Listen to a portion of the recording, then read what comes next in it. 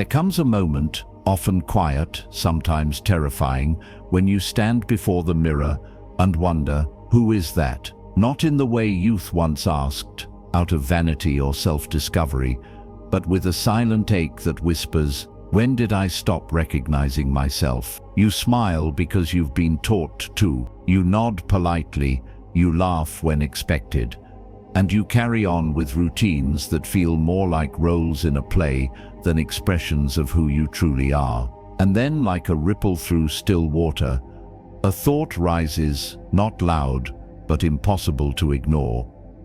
Is this really my life, or just the one I was told to live? Perhaps you felt this too.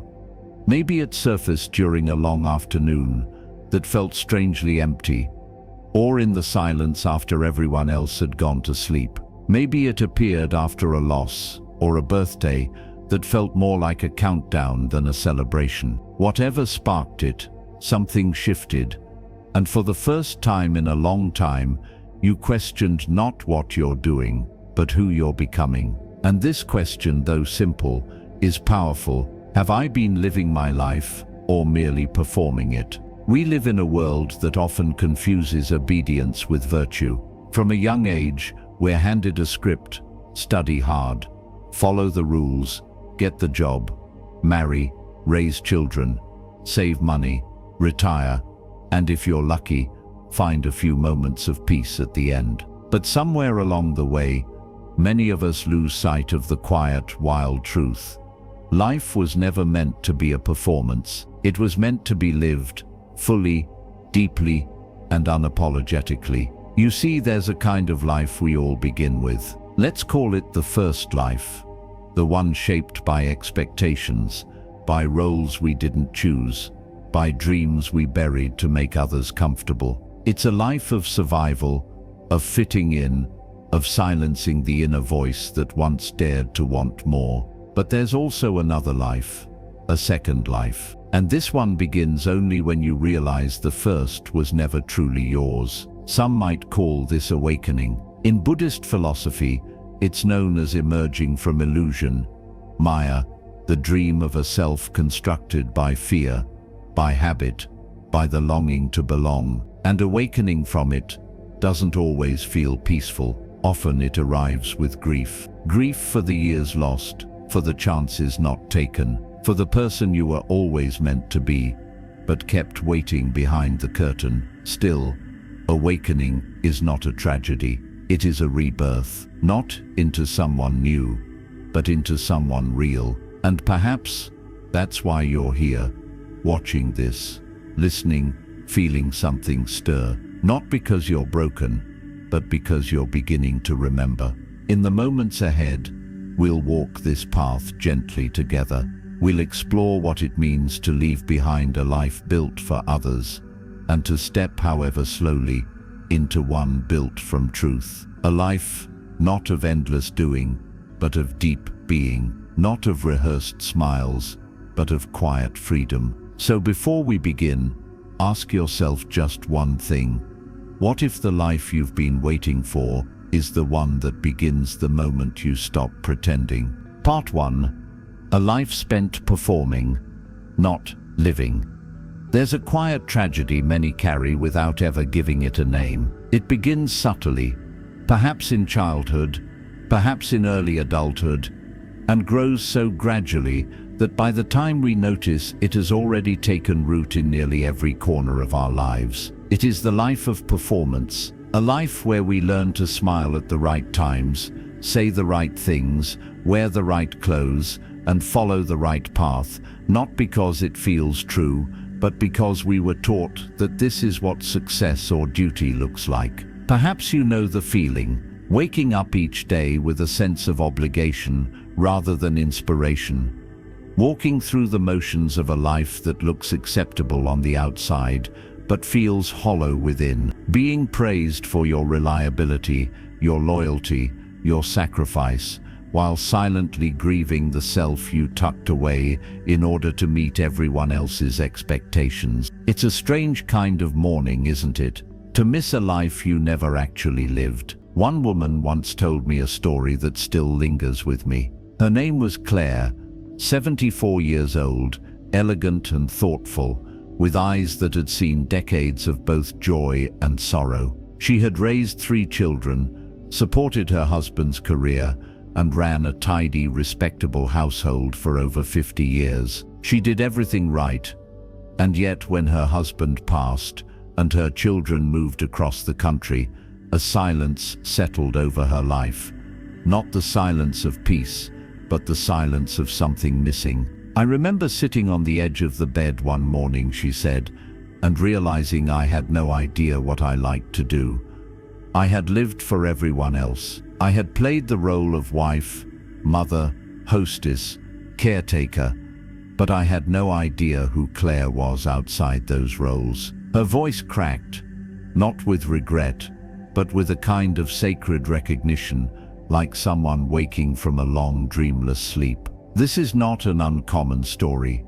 In fact, it is heartbreakingly ordinary. So many of us, especially those of us raised with a strong sense of duty, have mistaken performance for presence. We followed maps handed down by our parents, our teachers, even our culture, maps drawn with good intentions, but never meant to guide our unique journey. We've lived decades making others comfortable, while slowly becoming strangers to our own hearts. In Buddhism, this is referred to as samsara, the endless cycle of conditioned existence. It's not just about being reborn into new lifetimes. It's about the day-to-day cycles of craving, approval-seeking, and habitual patterns that keep us from waking up. We perform because we are afraid of rejection, afraid of failure, afraid that if we stop performing, no one will love the real version of us. But the longer we wear the mask,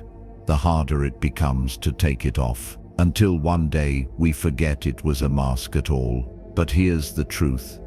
The Dharma gently teaches us, no one was ever meant to live behind a mask. Life is not a stage, and you are not an actor performing for the approval of a silent audience. You are a living, breathing soul, meant to feel, to stumble, to question, to grow, and it is never too late to return to that sacred truth. So perhaps today, right now, we pause and ask, where in my life have I been performing? And more importantly, what would it feel like to finally come home to myself, unapplauded, but real? Part 2. The beautiful violence of awakening. Awakening rarely arrives as a gentle breeze. More often, it comes like a crack in glass, sudden, jarring, irreversible. One moment, everything seems in its place, and the next, something you once believed in, some idea of who you were or what life was supposed to be, shatters without warning. And in that brokenness, in that terrifying fracture, you finally see the truth that had been quietly waiting all along. For many, this moment of awakening isn't marked by joy or clarity. It's marked by loss, by pain, by the realization that what you built your life upon was never solid ground. Perhaps it's the death of a partner, the betrayal of someone you trusted, or a diagnosis that alters everything. Perhaps it's something more subtle, the quiet, unbearable ache of looking around one day and realizing nothing around you reflects who you truly are. Whatever form it takes, the feeling is unmistakable.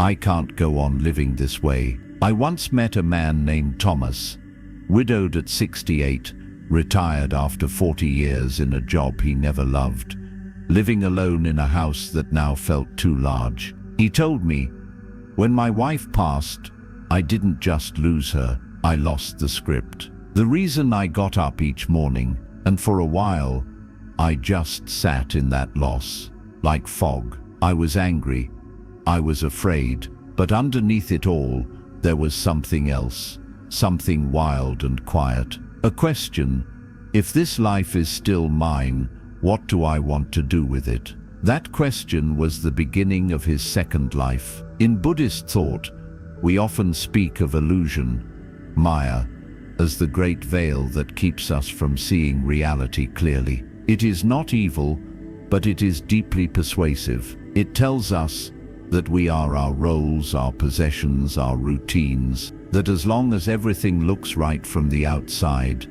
then we are okay. But illusion always cracks under the pressure of impermanence. Everything changes, everything falls apart. And this is not cruelty, it is grace in disguise. When things fall apart, as they always will, the self we had constructed begins to dissolve. And that dissolution, while painful, is also necessary, because only when the false self begins to collapse can the true self begin to emerge. This is the beautiful violence of awakening. It tears away what is not real, so that what is essential may finally breathe. But this awakening does not hand us immediate peace. It doesn't offer quick answers. Instead, it gives us a clearing, a space where the old story has ended and the new one has yet to be written. And for the first time, we are not following someone else's plot. We are holding the pen ourselves. If you've ever found yourself in that space, in the stillness after a storm, in the rawness of grief, in the hollow quiet after your identity has fallen away, know this: you are not broken, you are awakening. And while awakening may hurt, it is the only pain that leads to liberation. So let yourself feel it. Let yourself mourn the illusions that are slipping away. Let the ground shake beneath you, because only in that shaking do we begin to touch the truth that lies beyond all roles, all identities, all performances. And truth, once felt, cannot be unfelt. Part 3. Realizing there is only this moment. There comes a point in every journey, often after the illusions have fallen, after the mask has cracked, after the life once carefully assembled begins to drift like dust in a sunbeam, when a single, quiet realization begins to surface. This moment is all there is, not tomorrow, not yesterday, just this fragile, fleeting breathing now. At first, that truth can feel unsettling. We are not used to living here, in the present. We've been trained to carry the past like armor and chase the future like a finish line that keeps moving. We live in stories of what could have been, of what might be, of who we think we should become. But rarely do we stop and ask what is actually here right now, in this moment that I am living and breathing through. I remember speaking with an elderly monk who had spent over 5 decades in quiet meditation. He told me something I've never forgotten. He said, "We think we need more time, but time is not what's missing. Presence is." Then he smiled gently and added, "A single mindful breath, truly lived, holds more life than a decade spent asleep." And it's true. Think about the days that slipped by without meaning, the weeks that blurred together, the months you can barely recall. Now contrast that with a single moment, a walk in the early morning fog, the sound of your grandchild's laughter, the way light poured through your kitchen window on an ordinary afternoon, and you realize it was never about how much time we had. It was about how much of ourselves we actually brought to it. This is one of the core teachings in Buddhism, sati, or mindfulness, not just as a practice, but as a way of being. It is the art of returning again and again to the present, like the tide returning to shore. It asks nothing of you except your attention. It doesn't need you to be perfect, only awake. When we begin to truly live in the now, something shifts. We stop rushing through life as though it's a task to complete. We begin to listen, not just to others but to our own breath, our own longing, our own truth. We notice the warmth of tea in our hands, the way a tree sways in the wind, the miracle of a body that still carries us, despite all it's endured. We realize that this moment, this one, right here, is the only place where life is actually happening. A woman I once knew, Marlene, told me she spent her younger years consumed by worry, always planning, always preparing, always running ahead. But after turning 70, something in her broke open. She began walking slower, eating slower, listening deeper, and in the space that slowness created, she found joy. "I thought I needed to change everything," she said. "Turns out I just needed to be here." You don't have to wait for a crisis to arrive at this truth. You don't have to lose someone. You don't have to reach some mountaintop of wisdom. All you have to do is pause, breathe, feel the ground beneath your feet, let go of what was, stop chasing what might be, and gently, quietly return to what is, because the only place you can ever truly live is now. Part 4. The price of freedom is courage. Freedom is a word we often cherish but rarely understand. We speak of it in lofty tones: freedom of time, freedom of choice, freedom to live as we wish. But we seldom speak of the cost. And yet, true freedom, the kind that isn't bought or granted but claimed, always comes with a price, and that price is courage. You see, the moment we decide to step out of the life we were told to live and begin living the life that feels real, a quiet storm begins to stir. It doesn't rage on the outside, but within. Because freedom means leaving behind the comforting structure of roles and expectations. It means walking away from the approval of others. It means choosing your path, even if no one walks it with you. And for many, especially in the later seasons of life, that path can feel lonely because it is unfamiliar.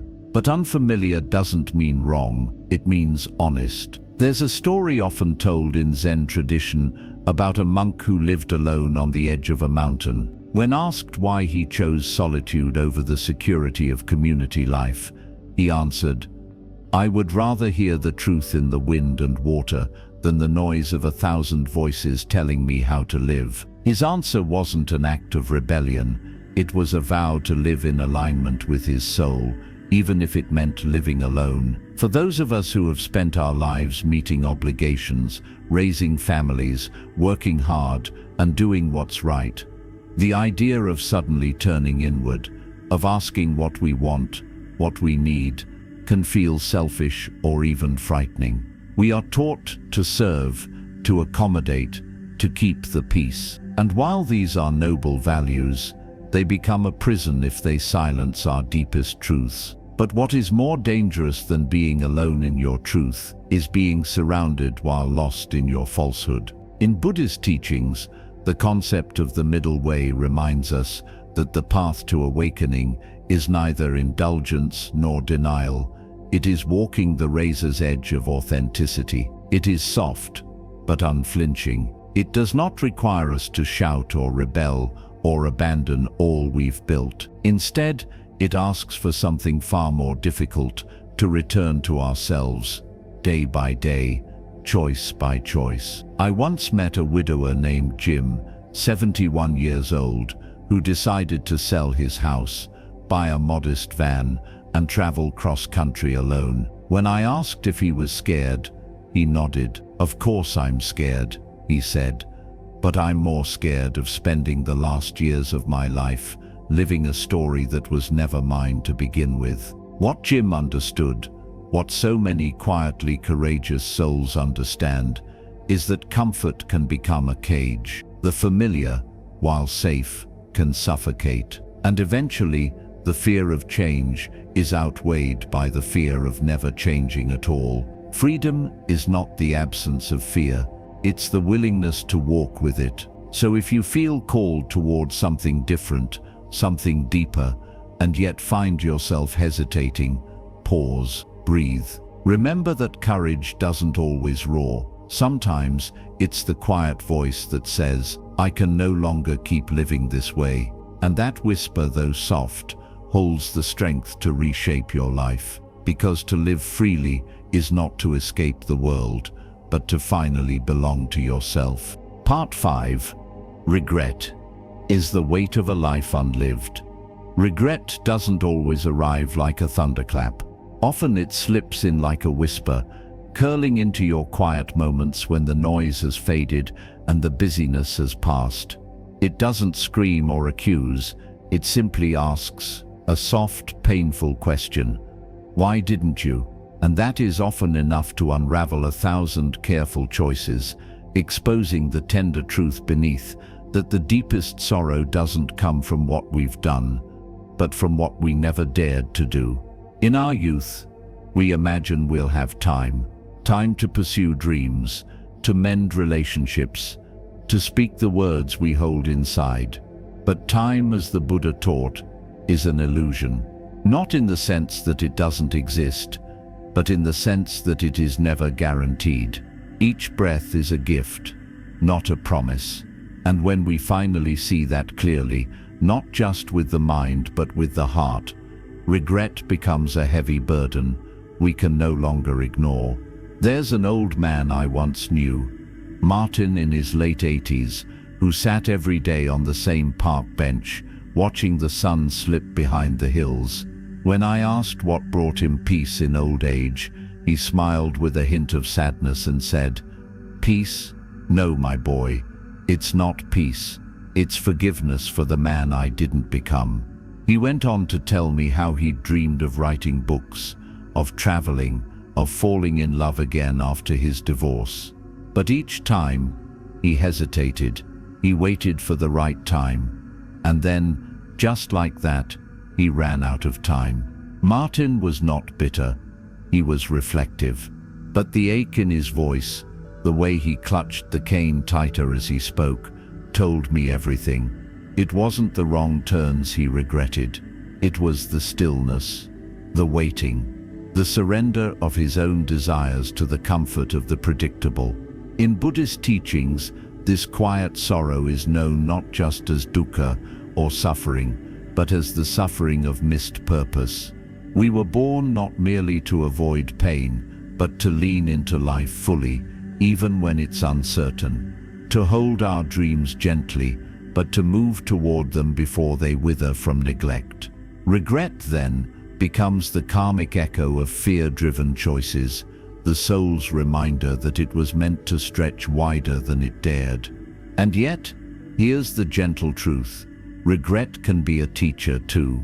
If we listen, truly listen, it doesn't just haunt us, it awakens us. It pulls us out of autopilot. It reminds us that the window is still open, even if only a crack. That breath is still in our lungs, that there is still music left to play, letters left to write, apologies left to whisper, and laughter left to share. A woman once told me, "I spent the first 60 years of my life keeping the peace. I plan to spend whatever time I have left making sure I'm at peace." And that begins, not with dramatic gestures, but with small, brave acts, speaking honestly, choosing joy, setting boundaries, and reaching toward what matters, even if your hands tremble. Regret loses its power the moment you begin again. So if you carry it, gently, heavily, secretly, know that it doesn't have to define you. It can instead refine you. You don't need to rewrite the past. You simply need to stop postponing the present, because it is not the dreams that fail us. It is the silence we keep instead of chasing them. Part 6. Society teaches obedience, not truth. From the moment we are born, the world begins whispering its expectations. Before we learn to speak, we are already absorbing the messages. Be good, be quiet, follow the rules, color inside the lines. As we grow, those messages become louder, more specific. Get good grades, find a respectable job, marry at the right time, have children, save for retirement, and never ever make people uncomfortable with your difference. What no one tells us is that this structure, the path so neatly laid out before us, isn't designed to awaken the soul. It's designed to preserve order, to produce predictability, to protect the illusion that a good life looks the same for everyone. And so we become obedient, not just to parents or teachers, but to a larger system of belief, a system that rewards compliance and punishes originality, a system that praises the one who endures quietly, but frowns upon the one who questions aloud. Over time, we don't even notice that we've traded our wildness for safety, that we've exchanged the vivid palette of our truth for a life shaded in gray. This is not just cultural, it is deeply human. The Buddha called it samsara, the cycle of conditioned existence, where we move through life reacting, conforming, chasing approval, fearing judgment, repeating inherited patterns without awareness. We are born into it, raised within it, and unless we wake up, we die never having questioned it. I remember once speaking with a retired teacher, a gentle man in his 70s named Alan. He had followed every rule, built a stable career, never missed a mortgage payment, raised 3 children, never caused a stir. "They called me dependable," he said, "and I wore that like a badge of honor. But do you know what I wish someone had called me? Even once, alive." There was a pause in his voice, like he was still mourning the decades spent living someone else's definition of virtue. Alan's story is echoed in so many of us. We sit at retirement, not always with joy, but with confusion. Now that the roles have faded, who am I? It's a question many elders never get to ask aloud, because we've been trained to measure life in checkmarks. Job, spouse, house, status, security. But those are not truth. They are circumstances. And the soul does not come alive through circumstances. It awakens through meaning. To live truthfully, then, is not about rejecting the life you've built. It's about stepping back far enough to ask, was it built on truth or just tradition? The Buddha taught that right view, the ability to see clearly, is the beginning of the path. Not to condemn the world, but to understand it. And once you see that society is built to manufacture obedience, you are no longer surprised when your truth feels out of place. You no longer seek permission to be yourself. This is not an invitation to rebel loudly. It's a call to return inward, to stop living for the invisible panel of judges you imagine watching your every move, to reclaim the authority of your own life, not through defiance, but through depth. Because truth isn't always loud. Sometimes it's a quiet refusal to keep pretending. Part 7. You don't need more time. You need more truth. It's a comforting story, the one we tell ourselves. I just need more time. More time to figure things out. More time to heal. More time to gather the courage to finally do what I've longed to do for years. And so we postpone. We delay the honest conversations, the leap into the unknown, the simple joy of choosing ourselves, because we believe the illusion that later will come, and that when it does, we'll be braver, bolder, ready. But here's the quiet truth, the one we often resist. You don't need more time. You need more truth. Time, after all, is never the problem. What we call a lack of time is often a lack of clarity, a fog that blurs our priorities, that distracts us with busyness, so we don't have to feel the discomfort of choosing something real. We scroll through days, ticking boxes, keeping busy not because we are full of purpose, but because we're afraid of what the silence might say if we stopped. One evening, during a community retreat, an elderly woman named Ruth stood up to speak. She was soft-spoken, her hands trembling slightly as she held a worn notebook filled with poems and prayers she'd written over decades, but never shared. I always told myself I'd share my words when the timing was right, she said.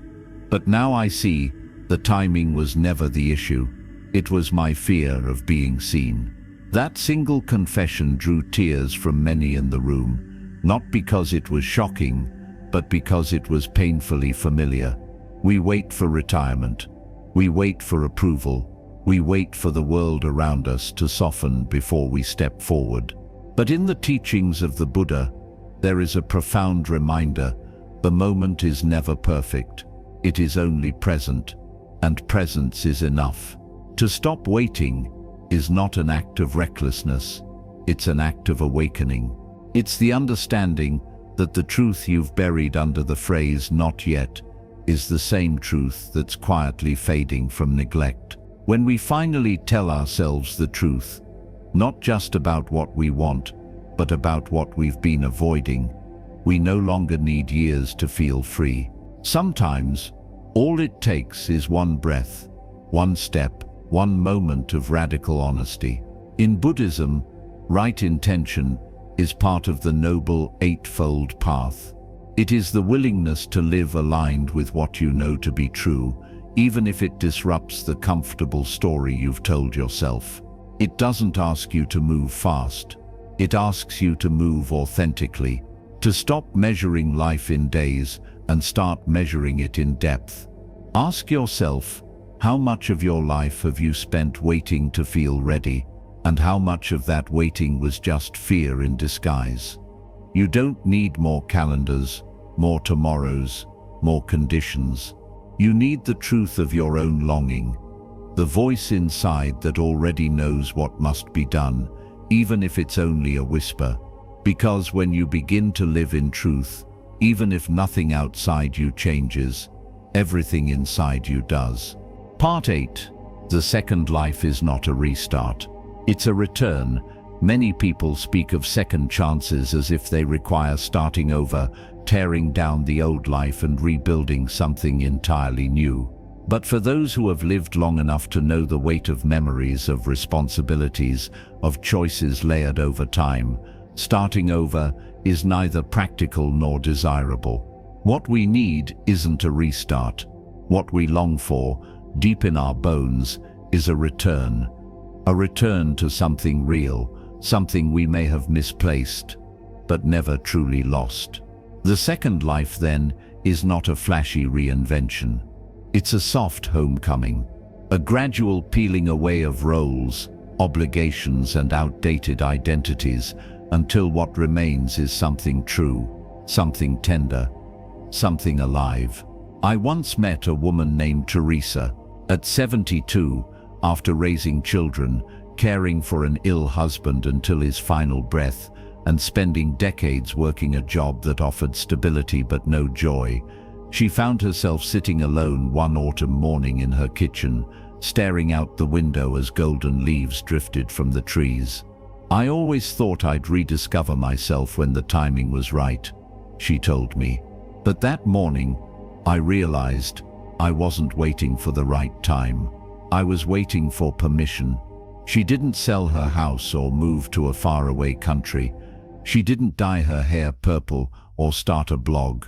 Instead, she returned to painting, the thing she had loved as a girl but had set aside for later. She carved out 30 minutes each day for stillness. She began saying no more often, not with bitterness, but with grace. And most of all, she began speaking to herself kindly, like someone finally willing to be her own friend. This is what returning looks like. Not grand gestures, but small sacred acts that bring us back to the core of who we are. In Buddhist philosophy, this process is beautifully echoed in the teaching of Tathagata, the Buddha nature said to exist in all beings. It suggests that awakening is not something we earn or achieve. It is something we uncover, like a hidden jewel buried beneath the layers of dust and time. The second life is not a different self. It is the self that's been patiently waiting underneath, watching, hoping you'd finally remember. So if you're older now, and life feels quieter, simpler, perhaps even lonelier, do not despair. This is the perfect soil for something true to grow. You do not need to uproot everything. You only need to return to what matters. What did you love before the world told you what to value? What brings you stillness, even when the world is loud? What kind of life would you create if you stop needing it to look impressive. The second life doesn't require a map. It asks only for a compass, one that points not toward perfection, but toward authenticity.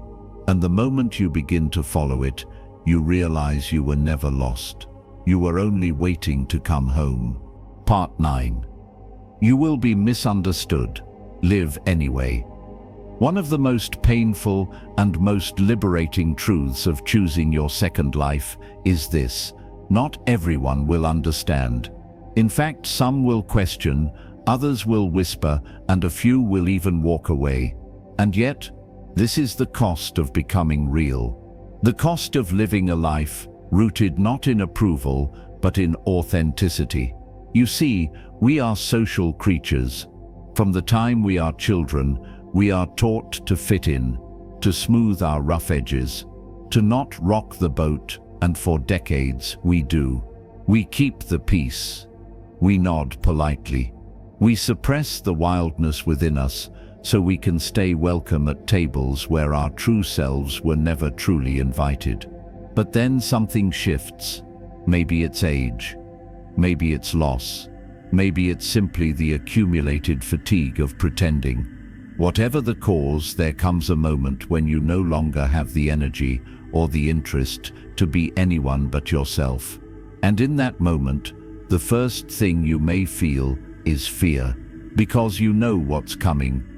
Misunderstanding. I remember an elderly man named George who began practicing meditation and studying Buddhist philosophy in his mid-70s. He had been a conservative businessman all his life, wearing suits, attending networking events, hosting holiday dinners with formal place cards. But after his wife passed, something in him cracked open. "She used to be my compass," he said. "And when she was gone, I had to start listening to my own." George stopped attending social functions that drained him. He began volunteering at a hospice center. He took long walks in silence, and the people around him didn't know what to make of it. Friends stopped calling. His children asked if he was depressed. But George wasn't sad. He was simply no longer willing to play a role. This kind of courage is quiet, but it's radical. To live in alignment with your truth, even when it makes others uncomfortable, is one of the most powerful forms of spiritual maturity. Buddhism doesn't promise that awakening will be popular. In fact, the path of Dharma often means stepping away from the crowd, not in arrogance, but in devotion. Devotion to what is real, devotion to what brings peace, devotion to what no longer needs to be explained or defended. There's a saying in Zen: the bird does not sing because it has an answer. It sings because it has a song. You are not here to justify your joy, your stillness, your longing, or your choices. You are here to live them. And yes, some people will misunderstand. Some will call it selfish. Some will call it strange. But that's not your burden to carry, because here's the deeper truth. When you live honestly, you become a mirror. You reflect back to others what they've buried in themselves, and not everyone is ready to look. So live anyway. Sit under trees. Speak your truth, even when your voice shakes. Spend an afternoon doing nothing, and call it sacred. Love deeply, even if it's not returned. Forgive fully, even if no one notices. Choose silence, even when the world is shouting. Because this life, this one, wild, fragile life, is not a rehearsal. It is not a performance. It is not a test. It is your one chance to be free. Part 10. Begin today, not tomorrow. There is a quiet deception many of us fall into. It doesn't shout. It doesn't threaten. It simply whispers tomorrow. Tomorrow you'll rest. Tomorrow you'll be bold. Tomorrow you'll chase that dream, or speak your truth, or start living the way you've always longed to. But tomorrow, as we've all learned by now, is a trickster. It stays just out of reach, always promising, never arriving. And meanwhile, the sacred moment we've been given, the only one we truly possess, is quietly slipping away. Begin today. Not because time is running out in panic, but because time is offering itself in love. This moment right now is not just a pause between yesterday and tomorrow. It is the doorway. It is the gate through which your second life begins. We often think change requires some grand shift, a perfect alignment of circumstances, a signal from the universe, a surge of energy. But what if all it required was a decision, a quiet, resolute turning of the heart toward what is real? No fireworks, no applause, just a soft, sacred yes. I once met a soft-spoken gardener named Eileen, who in her late 60s decided to stop waiting. I used to say, one day I'll teach a class, one day I'll show people what I've learned from these plants. But one day kept getting further away. So she started with a folding chair and a circle of neighbors in her backyard. Nothing fancy, just hands in the soil and stories shared. I didn't wait for it to be big, she said. I just let it be true. That's the essence of beginning, not dramatic change, but authentic movement. A letter written, a habit dropped, a walk taken in silence, a decision to no longer abandon yourself. Buddhist teachings remind us that the only true moment is now. The past has passed, the future is unwritten, but this breath, this beating heart, this listening presence is sacred. The Sanskrit word kama sha refers to an infinitesimal moment of time. It's said that countless such moments pass each second, and in each one, the entire universe changes. That's how powerful now is. So the invitation is not to rush, not to chase, but to begin. Begin imperfectly, begin quietly, begin with shaky hands or an uncertain heart. Just begin, because the longer we delay, the more life passes us by, not in leaps, but in the small choices we don't make. The conversations we avoid, the mornings we greet with numbness, the sunsets we forget to watch. And while beginning may feel hard, not beginning costs more. It costs your joy, your truth, your presence, your soul. So ask yourself gently, without pressure or guilt, if not now, when? If today were your last ordinary day, would you be proud of how gently you held it? You don't need to wait for the world to approve. You don't need to wait for all the pieces to fit. You don't need more confidence, more certainty, more time. You just need to begin, right here, right now.